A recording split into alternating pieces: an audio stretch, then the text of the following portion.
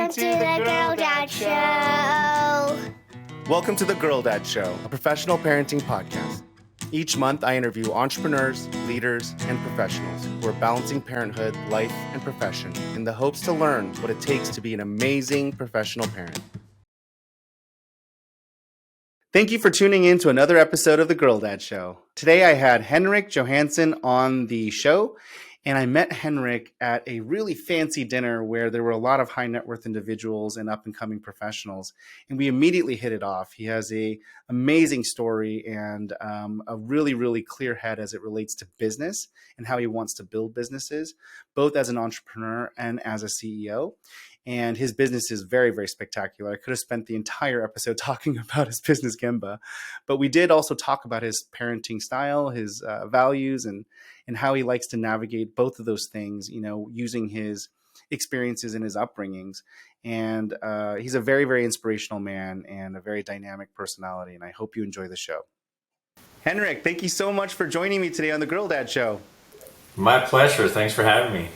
Yeah, I'm super excited to talk to you. We met at that one dinner, and I was so curious about you and just the trajectory that you've had, and then really curious about what you're working on. So it's really great that we get to do this on the show versus at that dinner. So I'm very excited that we got to make this work. I love what you're doing. I've always been a passionate businessman, but also a passionate family man. So it's really awesome that you're doing this. I'm excited to talk about business and kids. Oh my gosh, that's awesome. Music to my ears. I was just talking to somebody else about this last night, and we were having this discussion about what would you do if money wasn't an issue and you could do anything you wanted. And some people said they would golf. Some people said they would become a winemaker. I heard leather maker, you know, and one person said furniture maker. And then I actually thought about it, you know, by the time it got to me, and I was like, I would actually do this full time. Yeah, that's awesome. That would be so fun. Yeah, it would be so fun. Good for you. Exactly. Well, let's jump right into it. Why don't you tell the listeners what you do for a living? What I have been doing for the last almost 25 years now is start and run companies. I grew up in Sweden, engineer by education, started working for a management consulting firm there, came over to the States and met my wife-to-be. We moved to San Francisco, and I happened to be in San Fran when the dot-com thing happened. And like a lot of people, I started .com in 1998 and been starting and running companies ever since. You know, once it gets in your blood, it's hard to stop. It really is. It really is. So you grew up in Sweden, and then you moved here, and I'm assuming after college and all that stuff then, right? Yeah, that's right. So you were management consultant in Sweden? Yeah, I was working for Andersen Consulting back then. It's Accenture today. Worked in the Stockholm office. Oh, wow. Came over to Dallas. I was supposed to come for 6 months, and then I kind of liked it there, so I stayed for a bit. And eventually I met my wife to be there and ended up, you know, I'm still here. That's amazing. And you met your wife in Dallas, and was she also doing consulting, or is that something else? No, she was in fashion and skincare and stuff like that. So we're very, very opposites, but opposites attract. Yeah. So you're like a mechanic and she's an artist, it sounds like. Very good. And so walk me through your journey here. So you said you started companies. I didn't know that. I thought you were like the CEO of multiple companies, and I saw that on your LinkedIn. But this is why I wanted to talk to you some more at dinner, but unfortunately we didn't get to sit next to each other. Yeah, so talk to me about the companies you started and what your journey looked like. Yeah, so the first one, it's always been in the internet space. You know, pretty much all of them have been venture funded, so raised venture capital to try to, you know, grow something fast and grow it big. And, you know, had the first one was Creditland. It's an online lending marketplace. We raised a bunch of money and grew super fast, and then unfortunately we hit the .com bust, and the company went under. So my first startup experience was a big failure, and I had to fire 100 people. And my wife and I found ourselves, you know, 2001, just a year after getting married, and it's like, okay, now what do we do? Fortunately, I got a job offer in Austin, so moved down to Austin, and then continued to do the same here in Austin since 2001. Oh, wow. So after that, I did another financial services play. I started a promotional product and marketing company called Boundless that we grew to 100 million in revenues and sold that. So that was a great outcome. And then most recently, I started a company called Gembah about a few years back, together with my two co-founders, and that's what we're doing right now. And it's a very ambitious play. We're trying to democratize consumer product creation, make it possible for anyone, anywhere to create new products. Physical products? Physical products, right? Physical products. Not digital, there's plenty of people doing that, but nobody's yet made it easy to create new products. So, a lot of creative people you talk to, they have an idea. I was like, I wish I could do this. Right. But where do you go to do that? Nobody knows. And that's why we created Gembah, to be that place where you go to find the experts and the know-how to make pretty much any product that you can think of. So is it like the ICP being people that are unsavvy or inexperienced at all, or are you talking about people that are like experts at like 3D printing, and then, or is it the whole gamut, anybody in any stage? Yeah, so right now we're really focused on small, mid-sized businesses. So our goal is to eventually make it possible for anyone with any idea. Oh, got it. So right now it's B2B though. Our ICP, ideal customer profile, is really typically customers in e-commerce business. So they may have a line of bottles or something that they're selling, and they want to create a new one that glows in the dark, or maybe has a light switch on it, whatever it might be. They come to us and say, we know how to do that. We upload the project plan into our software, and we connect them with experts that have done that product before. So in this case, it might be somebody that worked at Yeti, or somebody that worked at Dyson and created flashlights or something like that. So we put together the expert team and the best practice workflow, and then they can create that product. And then we have thousands of factories that are part of the network too, so we can actually make it all the way. So it's not like custom parts or little widgets or things like that. It's like literally any device anybody can dream of. Yeah, pretty much. You can basically go to Gembah and just say like, hey, I have this idea for like for example, like a remote aggregator. I've always wanted something like this, right? Where all my remotes are like slotted into one big thing, Yeah. So they don't have to be lost. They have like 6 remotes. You don't have to have them all everywhere. Yeah. But I don't want to get a master remote. I just want like all my. Does that make sense? It's a very stupid idea, but that's a great idea. You should make it. Go to Gembah. I love it. You're encouraging me here. You're inspiring me. The possibilities are starting to open. But that's kind of what you're talking about, right? That's exactly what we're talking about. And we're far and away. We've helped make over 1,000 products to date. A lot of customers. We have, like I said, over 3,000 factories on our network all over the world: China, India, Mexico, South America, Eastern Europe. Holy cow! And then experts, like really amazing experts. So if you kind of have an idea, I want to create headphones with solar cells on top, so they charge them, right? So we'll find the guy at Bose or Skull Candy, or pull together the perfect team that can help you make that happen. So it's pretty cool. That's amazing. And then just out of curiosity, how many of these companies are coming to you from Kickstarter? It's a minority. Most of them are already in business, but we definitely have folks that come to us, and some come like in 2 phases. They come, I have this idea, and we help them create some 3D renderings and materials that they can go and run the Kickstarter. And once they raise the money, then they come back and actually make the product. So cool. How did you come up with this idea?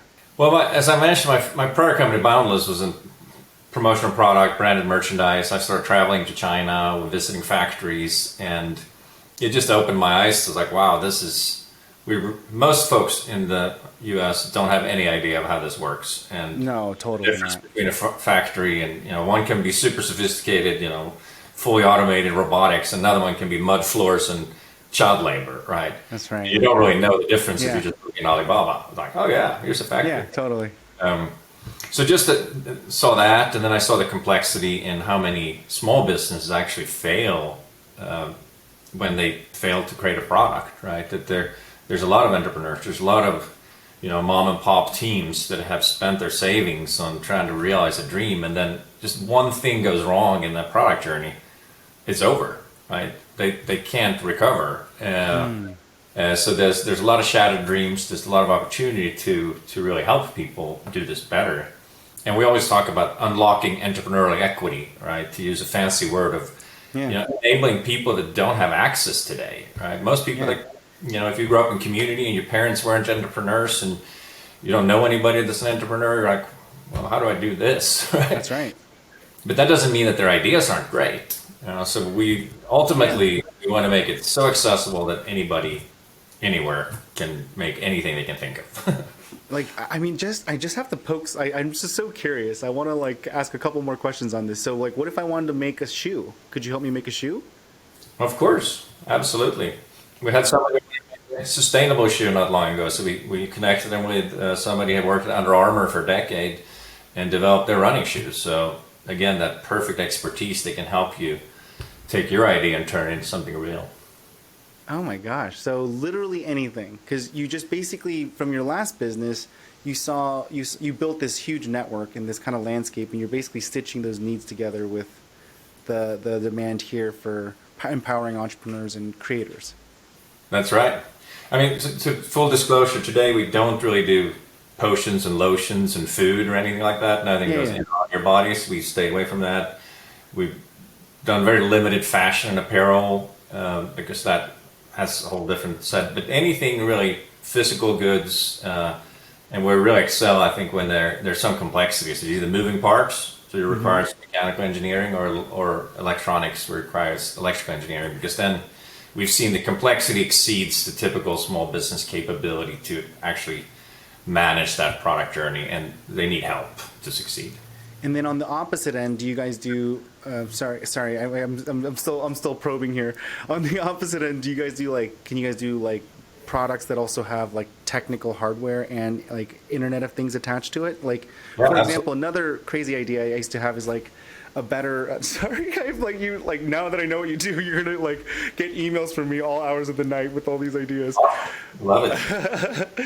Like, I think there's a lot of them out there, but there's nothing that really is great with this, right? But like an automatic dog feeder and activation thing, there's ones that you can have a video camera. There's all these things that have tried to do this, but they're either really badly made. Like I've bought one on Kickstarter and it was just like really poorly made, even if it comes at all. I mean, like 30% of my Kickstarter backings, I never see the product, you know?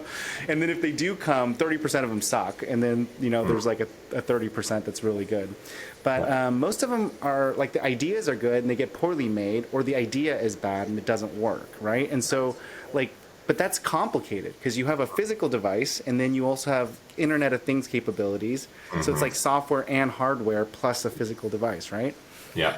Yeah, you got to know what you're doing. That stuff's complex, and if you just try to wing it, you know, odds are something's going to go wrong. But yeah, these touchless lockers that they have at Whole Foods, so you can go pick up your food and stuff, right? And they have an apartment complex. We work with a company, when our customers one tap away, they sell those to apartment complexes. So big products, B2B, intelligent, includes hardware and software, and yeah, we do that kind of stuff too. Oh my gosh. Okay, I'm really excited about this, but we got to talk about your kids a little bit here too, because I could talk to you about Gembah the whole hour now, and you may actually say it again. Don't forget about the children. That's right. Don't forget about the children. So tell us a little bit about your kids. What's going on with your family? How many kids do you have, and how old are they, and what are they doing?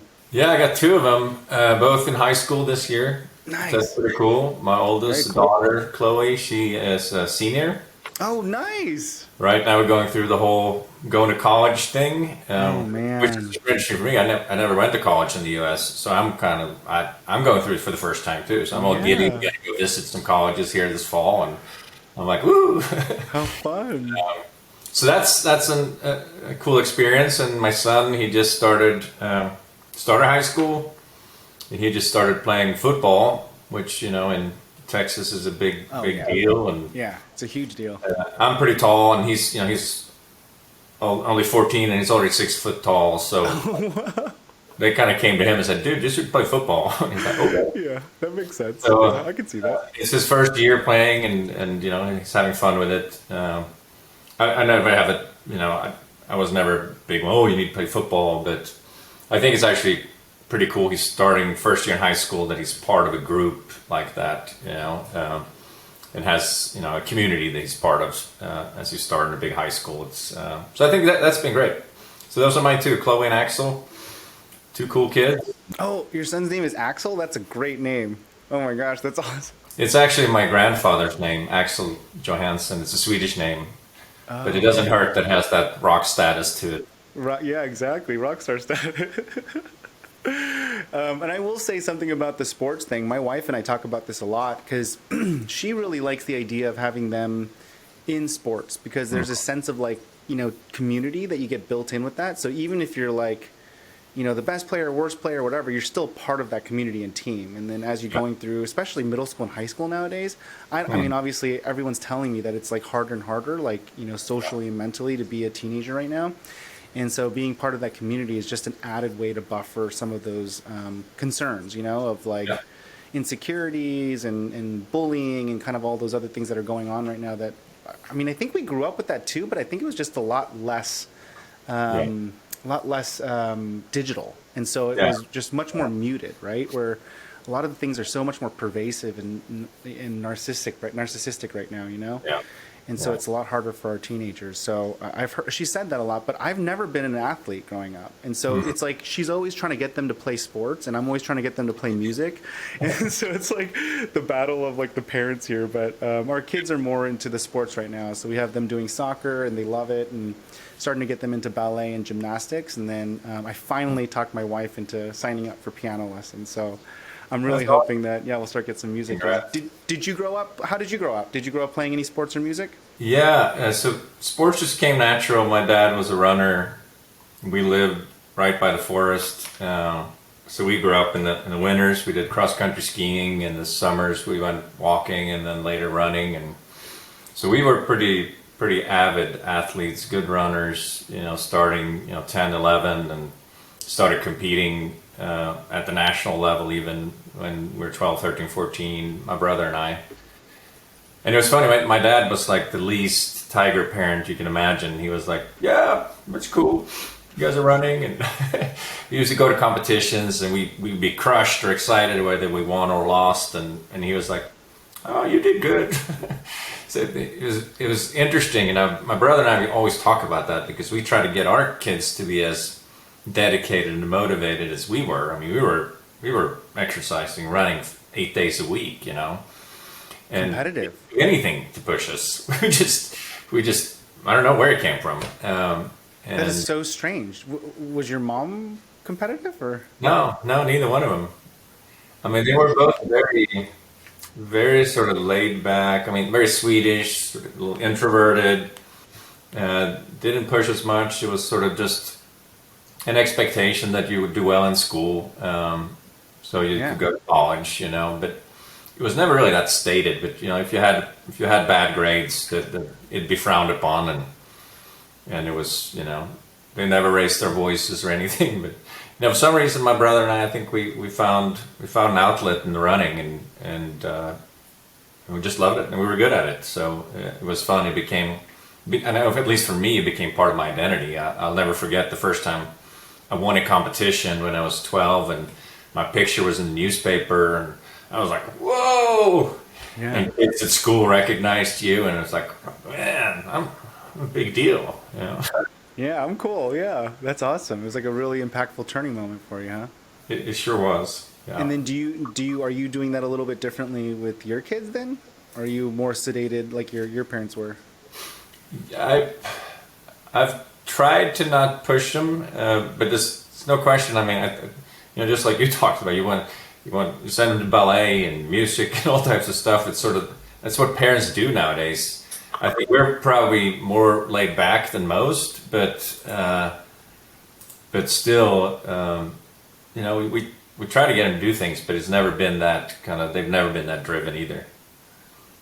Not on the sports side, they tried a lot of things. Axel's tried soccer, he tried, football, he tried running, but nothing really stuck with him. And you don't really like push it either. It sounds like you're pretty laid back about it as well.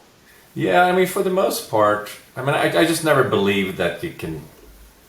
I think getting to parenting style, I saw what my parents did, and it worked well for me. I never really felt like I didn't want to be that parent that's pushed their kids really hard to achieve what I didn't achieve, or or really strong. And I felt that they'll find their way, And my wife has the same kind of philosophy. It's like, the goal with the kids is for them to be happy, and they'll find their own interests.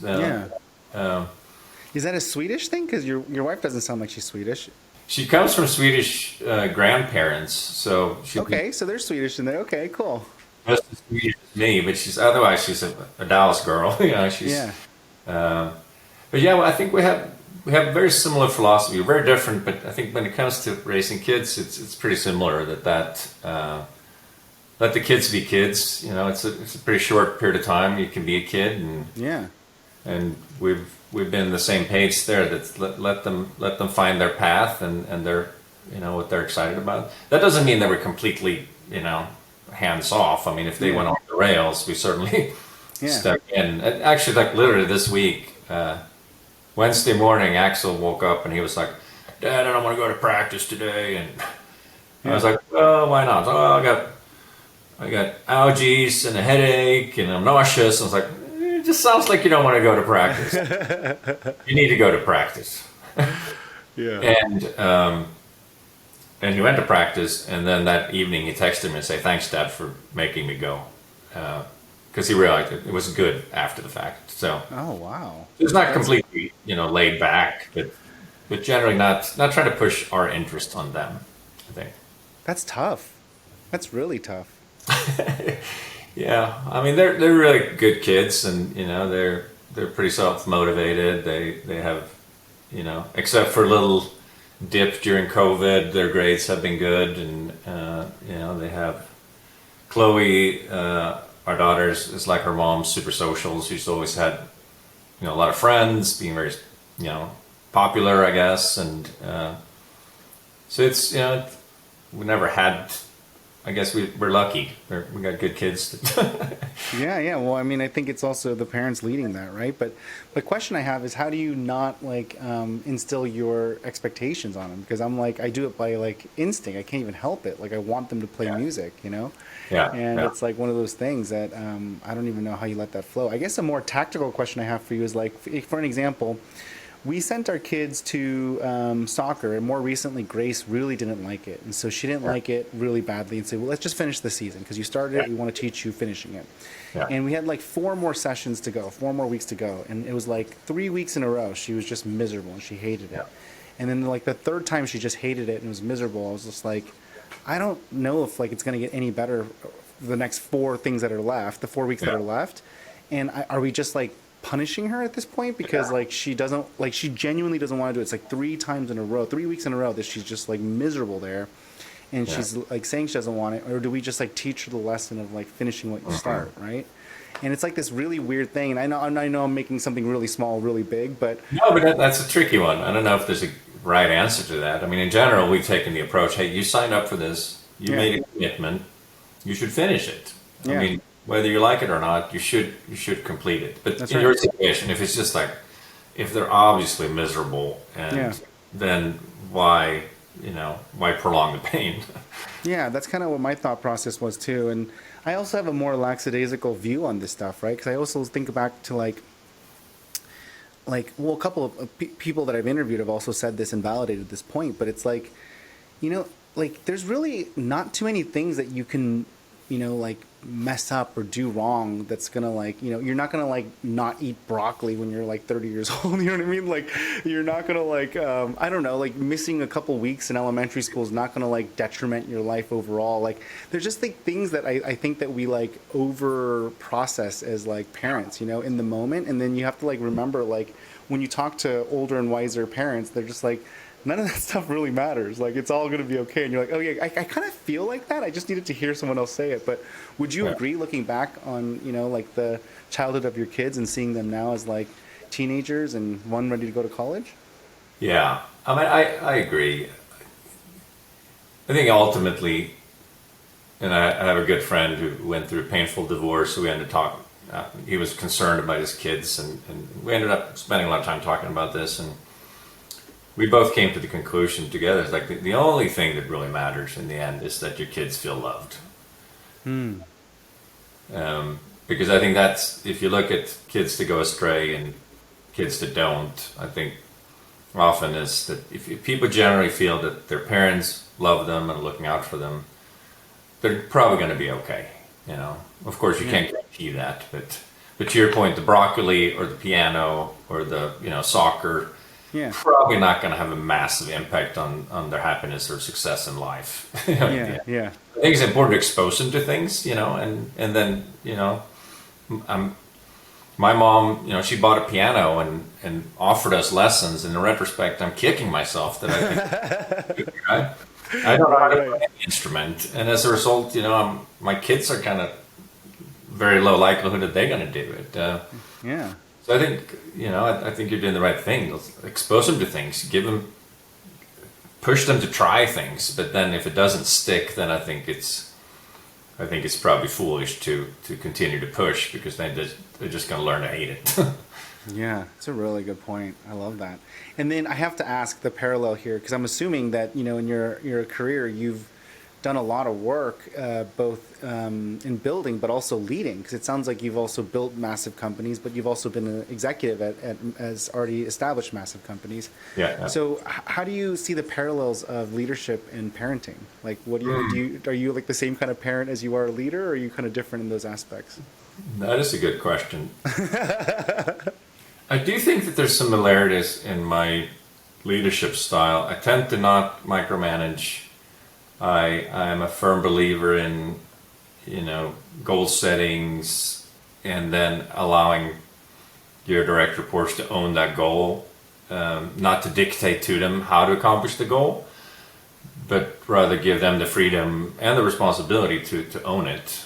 Because in my experience, if you dictate how to do it, you can't hold them accountable, because you basically told them what to do, right? It's only by setting the goal and saying, it's your job to figure out how to achieve that goal.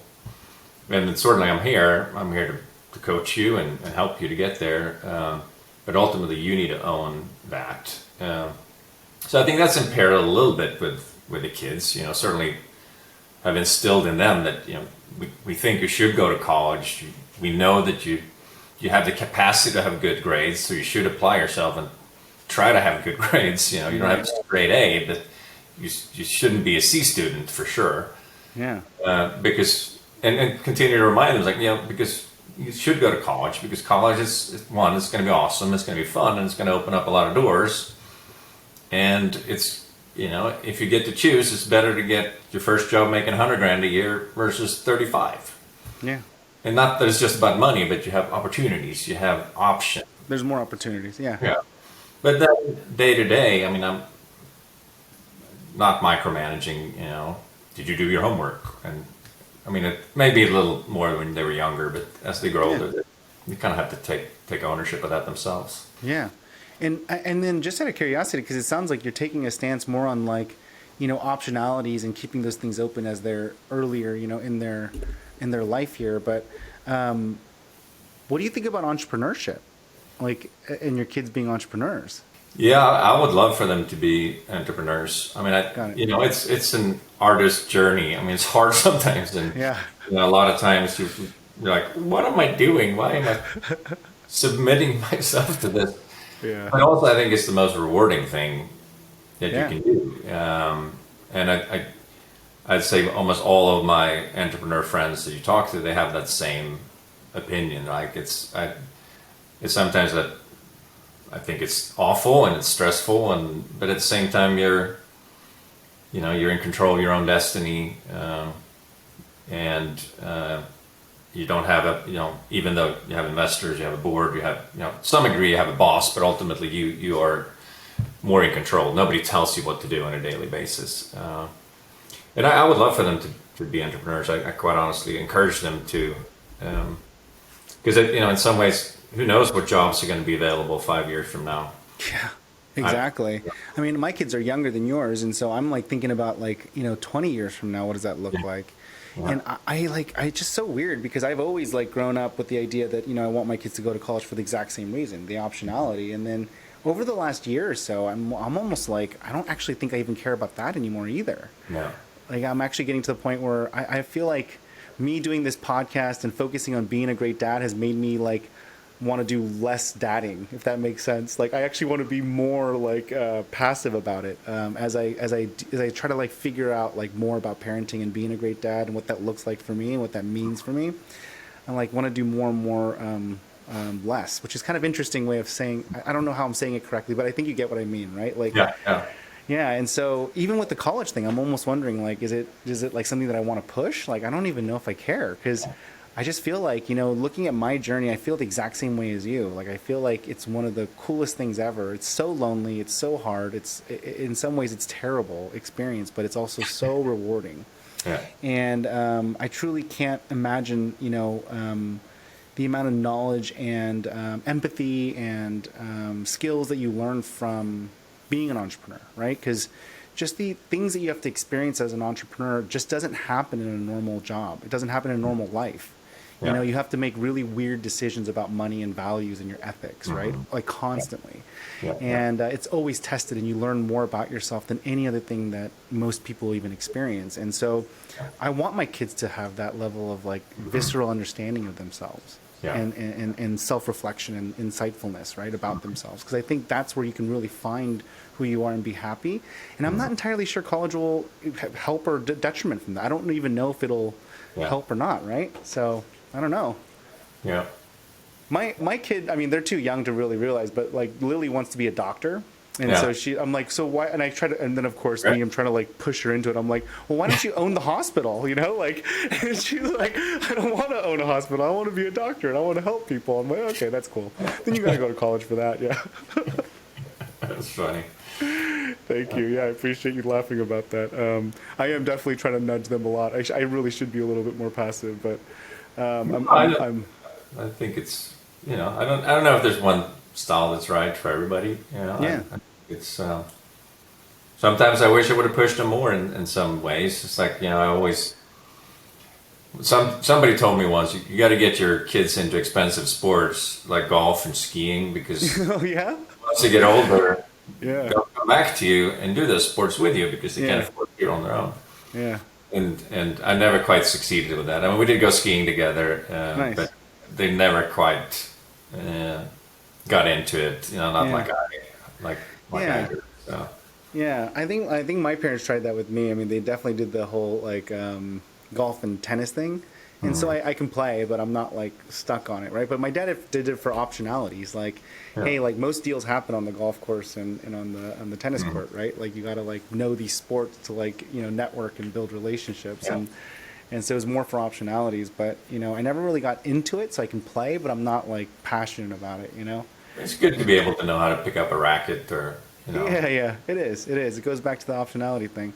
So then, what do your kids think you do for work? Like, do they know like what you do and what an entrepreneur is? And do they know that you're building something? Like, do they have concepts of all of this stuff?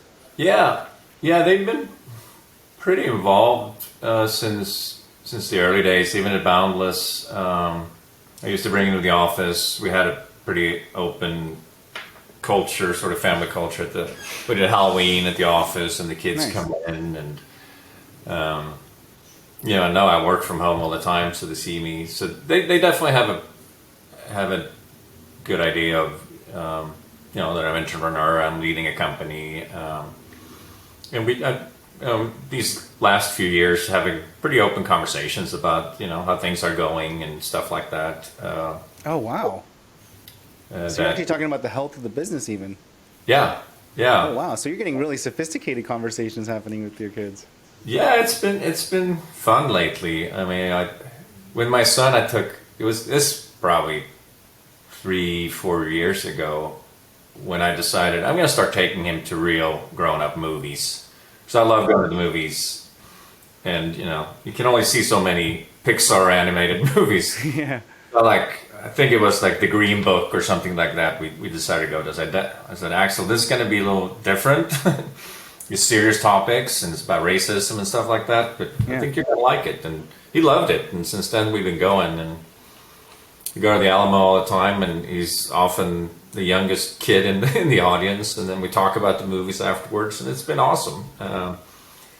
And I think that kids are ready for that a little earlier than many parents think.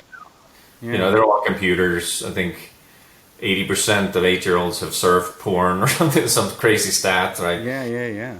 Yet many parents walk around and think that, they have to treat them like babies still. So I've found that I think probably earlier than most, we started treating them and talking to them about pretty adult topics and politics and things like that. Do you do that at work too? I stay out of politics for sure at work. Yeah, but I mean more like what you're describing to me is like there's like the ideal state, and then there's the reality state, and there's like different CEOs, right? The CEOs that'll just like pretend like there's an ideal state, and then there's CEOs that'll be like, look, I know that this is what we're trying to do, and everyone wants to do this, but this is really what's happening, and I know that there's like these unspoken rules and weird things that are going on. Let's talk about that real quick. Do you know what I mean? Like there's different layers of types of leaders, you know? Yeah, I think I've always leaned on the transparency side. You know, as I said, my first company went under, and it's something I learned real quick as things were going south. We started firing people. Somebody wiser than me told me that the only way you can keep people on board and stick with you is by being 100% transparent. So I was. I mean, I told them how much cash we had in the bank. I told them how much runway we had. I, tried to give them some incentives to stick around.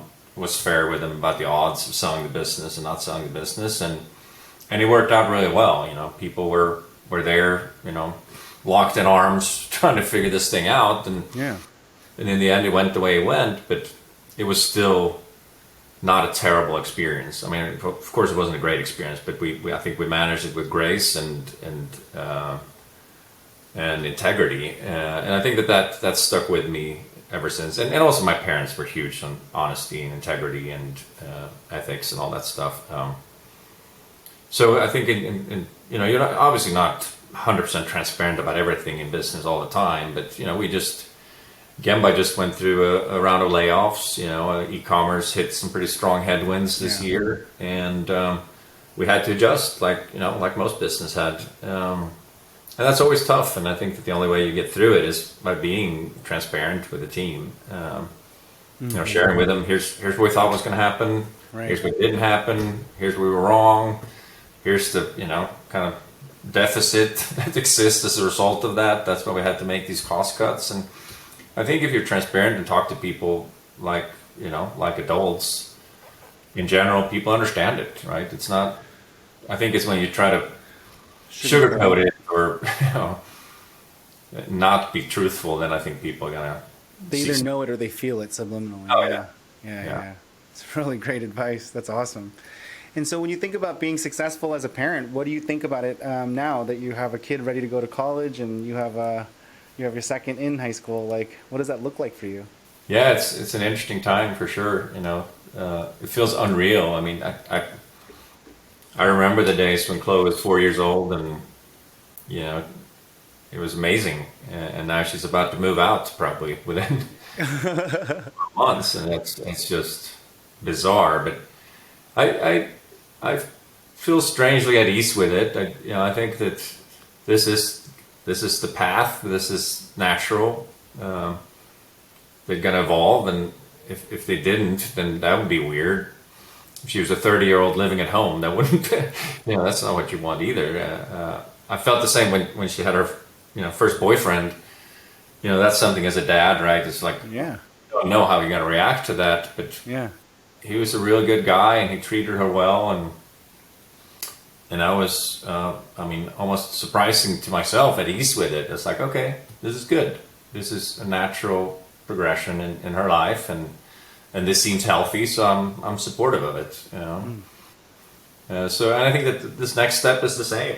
Like, I'm excited for her. I know how excited I was when I moved out of, moved away from my parents and went to college and felt that independence, and so I'm happy for her, and I'm happy for Axel. He's growing up from being a little kid to a big dude, and I can't wait to see what his high school years look like.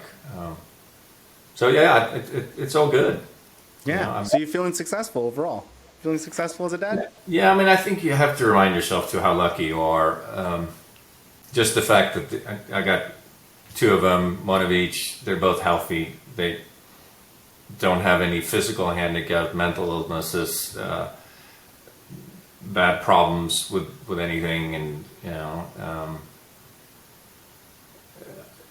it's easy to get caught up in the little stuff, but in the big scheme of things, we're so lucky to live in the country we live in, to have the privileges that we have, to be able to do the things that we do.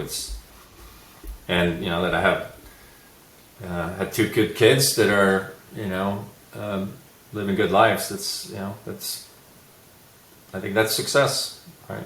It's a great perspective. I love it. And then another question I have around that is, how did you balance being an entrepreneur? Because it sounds like, based on the timeline, I'm trying to do the math here, it sounds like you started 2 different businesses while you had kids. Yeah. So you lost you did the .com bus business, and then you got a regular job, or not a regular job, but you were a career man for a little bit, and then you started 2 businesses, right? Yeah. I mean, that's kind of a big deal. What was that like? Yeah, actually, my wife and I both started businesses the same year that Chloe was born. That was like, Oh my gosh, you got to be kidding me. you have to be insane. But Yeah, that sounds insane already. she had a clothing store for 10 years, and she was running that while I was the first 10 years of Boundless. I think family's first. You work super hard as an entrepreneur, but I think you always have to. You don't want to miss football games or graduations or birthdays you just have to have that. Even though there are things you're going to miss and there's late evenings and stuff, I think you have to always have that clear priority that you're not going to miss the important stuff. And I think the kids need to know that it matters, So I think that we've always had that balance, I feel. And always, when on the weekends and stuff, the choice I did make was not to go play golf with the buddies, but take the kids for a run instead, and go to the water park. And sometimes I miss that having more of those close friendships with your dudes, your guy friends. But that was a prioritization I felt I had to make. Family first, business second, and unfortunately sometimes your buddies suffered in that equation. Yeah, in some ways you're also sacrificing too, because I mean, as much as we could be tough and entrepreneurial and objective, and all those things, there is a need. You're sacrificing a social need that doesn't get met because you're choosing to do those other things, and it's really tricky. Like I've noticed that I'm obviously a little earlier on this journey than you are with having younger kids, but I'm like noticing, how my performance gets impacted. Like when I actually get to hang out with the guys on a weekend or a night, like I actually come back to work a little bit more energized. Even though I'm physically more tired, I'm a little more energized because there's an outlet that comes from even being with guys. You don't even have to talk. You just be just drinking and hitting balls, but it's still there's something about that, that feeds something. And so there is a sacrifice, I do believe. I truly do. I totally agree. And I'm introvert first. So for me, it's really easy to not go to that lunch or not skip that happy hour. But I just like you, I find whenever I go and socialize, it does give me energy and it does give me joy. So I try to push myself. And my wife is good about that. She's more extrovert. So she's like, go out with your friends. Yeah, that's right. She's Chloe, right? Is Axel more like you? Yeah. That's awesome. Very cool. Very good. Well, let me switch gears here a little bit, Henrik, and let me switch gears to ask you some of my rapid fire questions that I like to ask all my guests, so we have some symmetry to these episodes. What advice do you have for other parents and soon-to-be parents? One thing I see a lot, particularly when people have the babies, is that they just you change their lives around the baby, and we never did, and I think that was the smartest thing we did, because Chloe was born December 12th, and 2 weeks later we're at Christmas parties and New Year's parties, and she learned how to sleep through the noise and never ever had a problem sleeping ever. We were never, when we had friends over, we continued to, of course you're going to change, but my wife and I, we had this commitment to ourselves. We're not going to change that much. We're going to continue to be social. We're going to continue to have fun. We're going to travel, and we're not going to completely change just because we had kids. And I think that had a good influence on Chloe and Axel, because they grew up knowing or getting used to being around other people. They weren't nervous, so they weren't scared of noises and stuff like that. And loud music, they could sleep straight through it. And we started traveling with them to, I have family in Sweden, so we travel every summer. And we started traveling when they were 6 months old, and No way. traveled every year ever since. That's like back then that was like a 15-hour flight. Now it's like a 13-hour flight, isn't it? Yeah. It's for a short while they had directs, and now they're back to 1 or 2 stops. So it's a bit of a hike. But Oh my gosh, with kids, that is like more than a hike. Good for you. Yeah, you really mean what you say. You just put your money where your mouth is with that statement. That's serious. That's a serious commitment to the strategy of letting them, follow your life. Yeah. It was a couple of times you were that family on the flight that everybody hated. But I'm less worried about that. I'm just like the stress of like the kids being so uncomfortable after like 4 or 5 hour flights, like they're just like, I don't know, man. It's so hard. That's incredible. Good for you. I'm inspired. I'm going to go maybe take that long trip that I've been putting off. If you can do it, you got to do it. Yeah. Just do it, right? Yeah. I love it.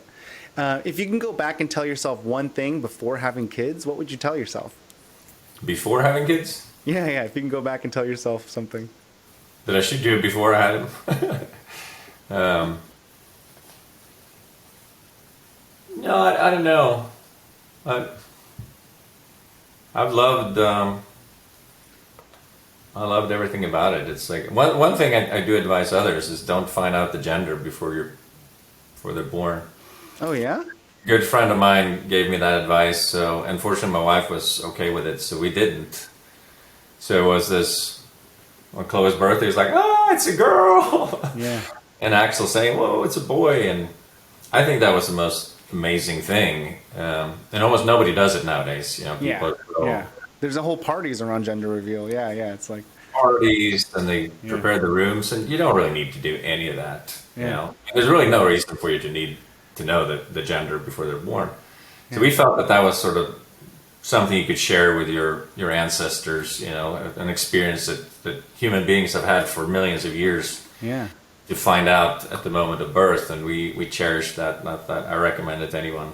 That's awesome. Very few take up that advice, though. But Yeah, I could see that being not as popular, but I definitely think I understand the message and the intent of it. That is really, really refreshing. also, I think it helps the wife during that painful third trimester that you don't know. It's a little bit like Christmas Eve the whole time. It's like, I wonder what it is. So the next question is, what is the most surprising thing that you've learned about yourself after becoming a parent? Yeah, that's I don't know if it's been any huge surprises, quite honestly. That's awesome. To disappoint, but No, it means I thought I'd be a pretty good dad, and I still think I am. So yeah, that's great. Have you ever asked them how you're doing as a dad, like a 360 review? I haven't, but I should. Yeah, I mean, I don't know if my kids would even understand it if I asked them this, but I definitely am thinking about doing that. There's a lot of things that I copy from work into parenting, and like one of those feedback loops is one of those things that I really want to implement, because I feel like it's so helpful at work. I can't imagine it not being helpful in parenting. But one thing I did, it was interesting. I didn't realize that, and many, I assume many people have the same, that your spouse and you may not have the same view of parenting. Oh yeah. And you may not realize that until you have kids. Oh yeah. Right? You're together as this couple and you're alone and everything, and then a child comes out, and you never really, at least we didn't, sit down and it's like, oh, let's compare notes on what do we think good parenting is, and that was never. I shouldn't say it's an issue now, but when they're little, it's pretty straightforward. You got to feed them, you got to love them, but then as they start growing up, I think that then you may notice, years into parenting, that you actually have quite different views on certain things. So that surprised me a little bit, not in a bad way necessarily, but yeah.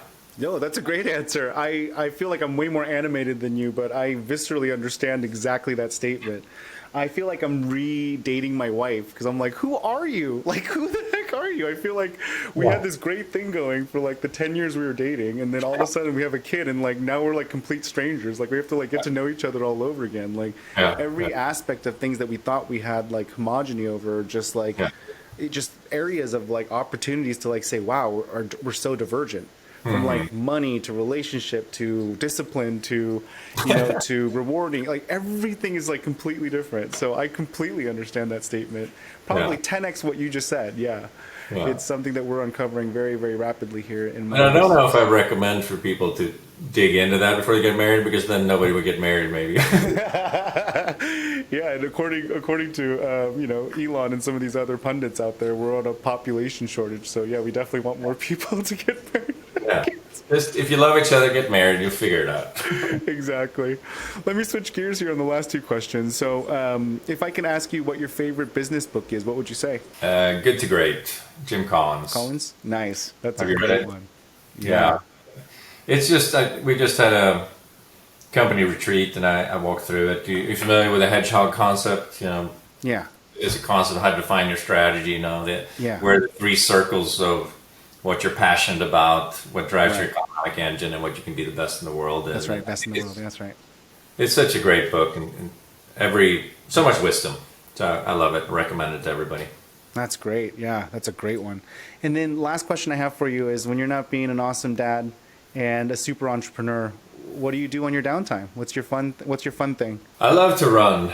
As I said earlier, you know, I grew up running. It was one of my first connections with, you know, I mean, with nature and with you know, who I became. I think it gave me a great sense of accomplishment. So I've dealt a lot with running injuries, but you know, just earlier this week I went for a run after I had a really good investor meeting, and it's just joy to me. I just love it, being in nature, feeling like, you know. Another favorite book is Born to Run, if you haven't read it. But My wife's read that one. Yeah. Really is where our bodies were built to run, and it may not always feel like that anymore, but I think when that's what I feel like sometimes. I connect with it, that you know, you're connecting with your ancestors, with a way of being, and you're just floating. It's awesome. I probably don't look like I'm floating anymore, but you feel like it, and that's all that matters. Yeah, you are inspiring me to get back out there. I mean, my wife and I really bonded over running. She's a big runner. She shares the same sentiment, as like the same like closeness to running, the stress relief, the mental relief that comes with running. I see it as a chore and as like a total task, but I wanted to date her and I wanted her to like me, and so I started becoming a runner just because I wanted to like associate with something that she was passionate about. But I got into it pretty good, and then I just stopped last year. Just like work got the best of me, but now you're inspiring me to get back out there and run again. You should. Yeah. It is really good. Well, Henrik, this was amazing. Thank you so much for taking time out of your busy schedule to talk to me about parenting and work. It was really, really enjoyable for me. Hey, could I share one final story? Of course. Of course. So we just finished ACL, right? And been taking our kids to the ACL kid limits since they were little. No way. And this year was I think 2009. Chloe was 5 or 6. We went to kitty limits. She colored her hair pink and all that. And as we were leaving, Jung the Giant came on the big stage, and I love those guys. So I said, Chloe, just hang on a little bit. Get on my shoulder. We're gonna go watch these guys. And just after the first song, it starts raining. And this was the year of the drought. So normally, if it starts raining during the concert, people are like, oh, boo. Yeah. But this year, everyone's like, whoa. And Chloe, she's like noticing all this, and you know, the rain hits her hair, and her pink color just pours over her and starts pouring over me. Yeah. And she's like, Dad, is this okay? I was like, yeah, honey, it's rock and roll. And she's like, woo! Screaming, we're getting wet and pink, and it was just like probably one of the best moments of my life. It was such an awesome dad-daughter moment. That's awesome. Well, first off, I want to see a picture of that. Do you have a picture of that? I don't have a picture of us there, but I do have a picture of her with the pink hair before it started raining. Yeah, I'd love to see that.